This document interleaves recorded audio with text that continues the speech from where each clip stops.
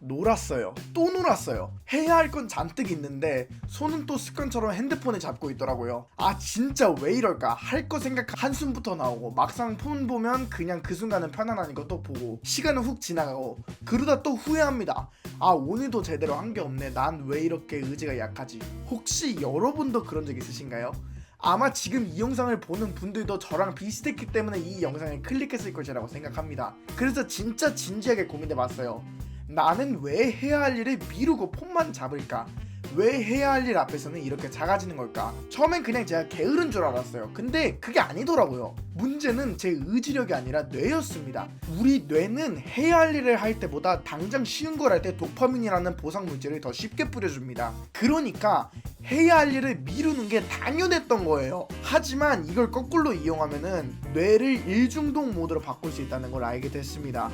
놀고 싶었던 뇌를 일하고 싶게 만드는 방법, 이번 영상에서 그 방법을 아주 구체적으로 알려드릴게요. 어쩌면 우리 모두 하루에도 몇 번씩 같은 질문을 던지고 있을지도 모릅니다. 왜 이렇게 해야 할 일이 안 될까? 왜 책상 앞에 앉으면 폰부터 만지게 될까? 왜 계획을 세워놓고 지키지 못하는 걸까? 그동안 우리는 이러한 상황을 게으름이라 부르고 스스로를 질책해 왔습니다. 나는 왜 이렇게 한심할까? 의지가 약해서 그래. 정신력으로 버텨야 해. 하지만 진실은 전혀 달랐습니다. 문제는 당신이 아닙니다. 문제는 정확히 말하면은 당신의 뇌입니다. 우리가 해야 할 일을 미루는 것은 당신 뇌가 지극히 정상적으로 작동하고 있다는 신호입니다. 우리 뇌는 생존을 위해 설계되었습니다. 그 과정에서 가장 중요한 것은 지금 살아남는 것이죠. 도파민이라는 신경 전달 물질은 뇌에게 이 행동은 좋다, 이건 생존에 도움이 된다고 신호를 보내는 역할을 합니다. 문제는 이 시스템이 현대사회에서는 즉각적인 즐거움에 과민 반응을 일으킨다는 것입니다. 휴대폰 알림 한 개, 유튜브 영상 한 개, 짧은 게임 한 판, 이 모든 것은 뇌에 빠른 도파민 보상을 제공합니다. 반면 우리가 원하는 공부, 운동, 장기 프로젝트 같은 일들은 성과가 느리고 불확실합니다. 당장 보상이 없기 때문에 내 입장에서는 이건 귀찮고 비효율적이야 라고 판단하게 되는 것이죠. 따라서 우리는 해야 할 일보다 하고 싶은 일에 끌릴 수밖에 없습니다. 뇌는 긴 고통보다는 짧은 쾌락을 선택하도록 프로그래밍 되어 있기 때문이죠. 이건 의지의 문제가 아닙니다. 완전히 본능적인 뇌의 반응입니다. 또 다른 핵심 문제는 우리 뇌가 가지고 있는 현재 편향입니다. 사람들은 먼 미래의 보상보다 지금 눈앞의 작은 보상을 훨씬 더 강하게 느끼는 경향이 있습니다. 예를 들어 한 연구에서 사람들에게 질문했습니다.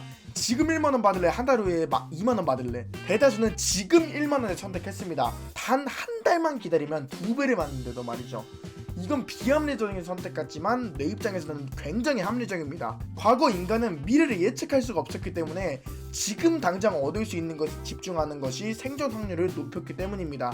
이 본능이 현대사회에서는 계획세계를 방해하고 지금 한 편 더 보기, 지금 한 시간만 더 놀기를 선택하게 만듭니다. 미래의 목표는 항상 멀고 추상적입니다. 그러나 지금 당장의 유혹은 구체적이고 강렬합니다. 의지만 세게 가지면 극복할 수 있다. 너가 실패한 거는 네 의지가 쓰레기여서 그렇다. 많은 사람들이 이렇게 생각합니다. 하지만 뇌과학은 정반대의 사실을 말합니다. 의지는 배터리처럼 소모되는 애입니다. 이를 자아고갈이라고 부릅니다. 하루 동안 작은 유혹들을 참아내고 중요한 결정을 내리고 스트레스를 견디다 보면 우리 뇌는 점점 에너지를 소모합니다. 그리고 저녁이 되면 뇌는 에너지 절약 모드에 들어갑니다. 더는 힘든 걸 할 수 없어. 나 이제 더 이상 못하겠어. 결과적으로 하루가 끝날수록 우리는 계획을 어기고 내일 하자 라는 결정을 더 쉽게 허락하게 됩니다. 의지만 믿고 버티려는 전략은 100% 실패할 수밖에 없습니다. 왜냐하면 뇌는 에너지 보존을 생존 전략으로 선택하기 때문이죠. 그러면 뇌 안에서는 누가 힘들어도 해야 한다고 밀어붙이는 걸까요? 그 주인공이 바로 AMCC, 전방 중대상 피질입니다. 이 부위는 해야 할 일의 난이도, 필요한 노력, 예상 보상을 계산해서 그래도 이 일을 해야 해 라고 결단을 내리게 만듭니다.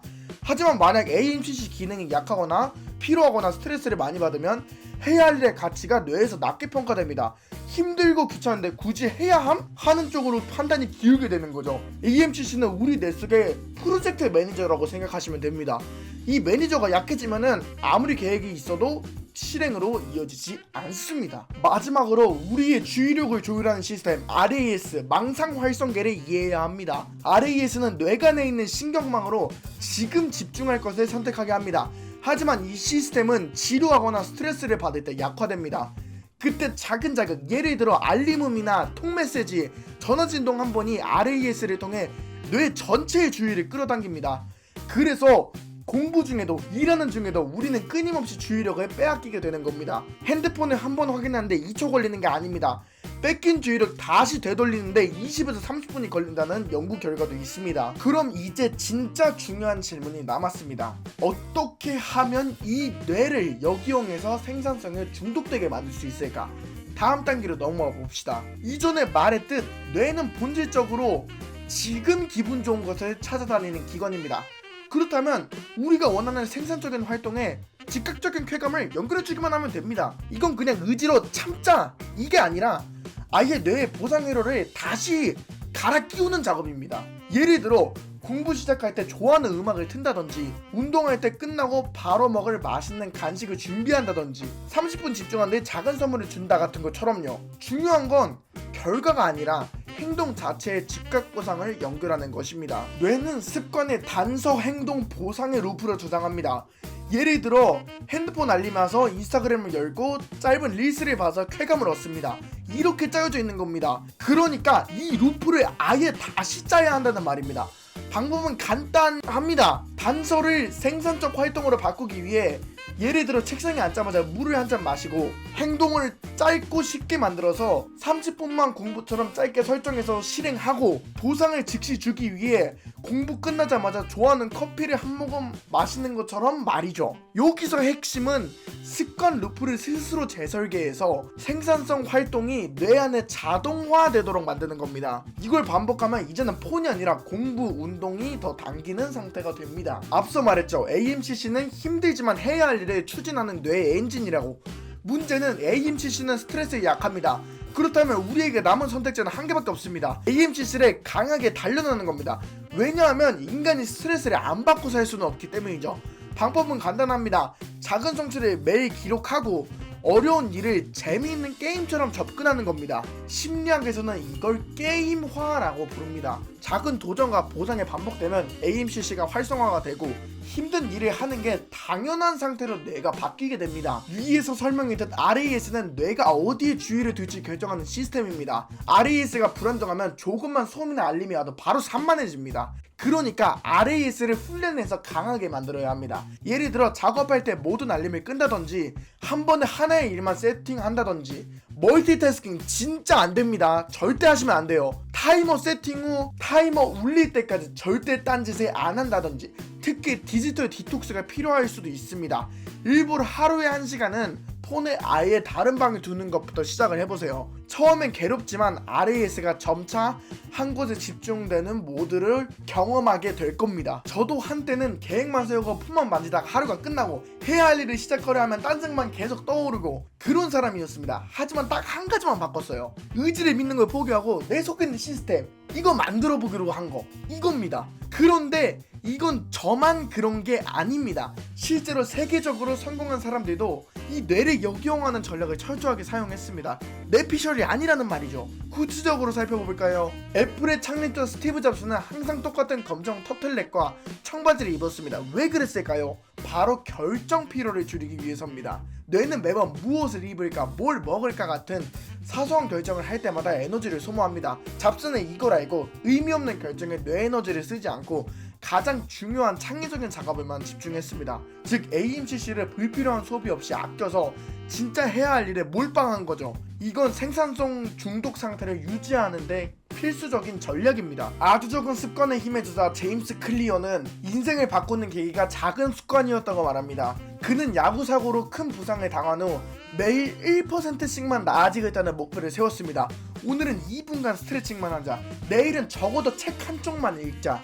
이렇게 하찮아 보이는 행동에도 즉각 보상을 설정하고 도파민 시스템을 자극했습니다. 작은 성공이 반복되면서 습관 루프가 점점 뇌에 각인되었습니다. 결국 그는 세계적 작가가 되었고 수백만 명에게 뇌를 속여 성장하는 방법을 전파하고 있습니다. 딥워크의 저자 칼 뉴포트는 집중은 기술이다 라고 말합니다. 그는 하루 대부분의 핸드폰, 메일, SNS 없이 고독한 집중 상태에서 보냅니다. 특히 매일 2시간에서 4시간씩 완전히 고립된 환경에서 하나의 일에만 몰입하는 연습을 했습니다.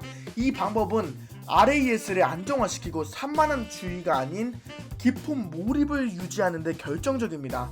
집중력은 타고나는 게 아니라 RAS를 훈련시켜야 만들어진다는 걸 보여주는 사례입니다. 지금까지 우리는 뇌를 이해했습니다. 그리고 그 뇌를 역이용해서 생산성에 중독될 수 있다는 것도 알게 됐습니다. 그럼 이제 마지막 질문입니다. 그렇다면 오늘 이 순간부터 어떻게 시작할 수 있을까? 여기서 중요한 건 거창한 계획이 아닙니다. 시작은 항상 작고 가볍고 구체적이어야 합니다. 지금 당장 할 수 있는 단 1cm만이라도 움직이는 것.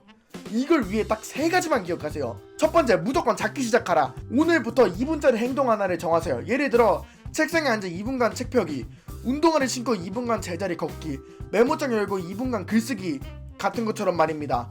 딱 2분만입니다. 뇌는 시작할 때 가장 큰 에너지를 소모합니다. 막상 시작하면 관성이 생기면서 생각보다 훨씬 더 오래 할 수 있어요. 2분은 누구나 할 수 있습니다. 이걸 습관의 씨앗으로 삼으세요. 두 번째, 즉각 보상 심어라.